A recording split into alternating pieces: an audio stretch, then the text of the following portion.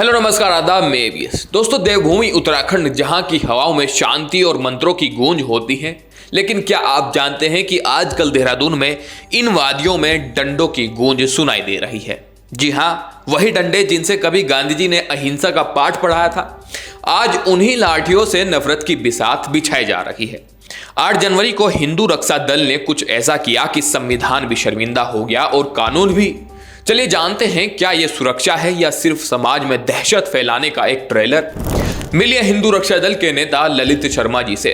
इनका दावा है कि सनातन खतरे में है और इस खतरे का इलाज क्या है? 1 लाख लाठियां। तलवार वितरण सफलता के कार्यक्रम के बाद जब पुलिस ने हम पे बंदिशें लगाई, बंदिशों से हिंदू रक्षा दल डरने वाला नहीं है किसी भी सूरत में।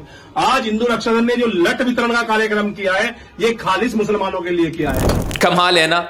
21वीं सदी में जब दुनिया एआई और स्पेस टेक्नोलॉजी की बात कर रही है, तब हमारे यहां लाठियां बांटकर सुरक्षा का सर्टिफिकेट दिया जा रहा है। ललित जी कहते हैं कि हम सीना ठोक कर बोल रहे हैं, ये कार्यक्रम सिर्फ मुसलमानों के लिए है। वाह, यानी अब पुलिस की, अदालतों की और संविधान की कोई जरूरत नहीं रही।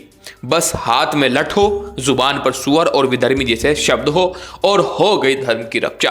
इन जालिमों के, इन सुअरों के सामने छोड़ दिया गया है मरने के लिए। जो विधर्मी जब हमारी बहन बेटियों को नोचने के लिए आए, कम से कम उनका सर फाड़ने का काम तो हिंदू रक्षा दल के कार्यकर्ता इससे करेंगे। और क्या हमारा सनातन धर्म इतना कमजोर है कि उसे बचाने के लिए नफरती भाषणों और लाठियों का सहारा लेना पड़े? मजाक अपनी जगह है, लेकिन यह मामला गंभीर है। सार्वजनिक मंच से एक समुदाय विशेष को सुअर कहना और उनके खिलाफ हथियार उठाने की अपील करना सीधा तौर पर आईपीसी की कई धाराओं और भारतीय संविधान के अनुच्छेद 15 और 25 का उल्लंघन है। सवाल यह है कि जब यह सब खुलेआम हो रहा था, तब देहरादून पुलिस कहां थी? क्या सबका साथ सबका विकास के नारे में ये नफरती नारे भी शामिल है? महिलाओं की सुरक्षा का बहाना देकर जिस तरह की भाषा का प्रयोग किया गया, क्या वो वाकई सुरक्षा की चिंता है या सिर्फ ध्रुवीकरण का एक जरिया? सोचिए उस छोटे बच्चे के बारे में जिसने हाथ में कलम की जगह लाठी देखी।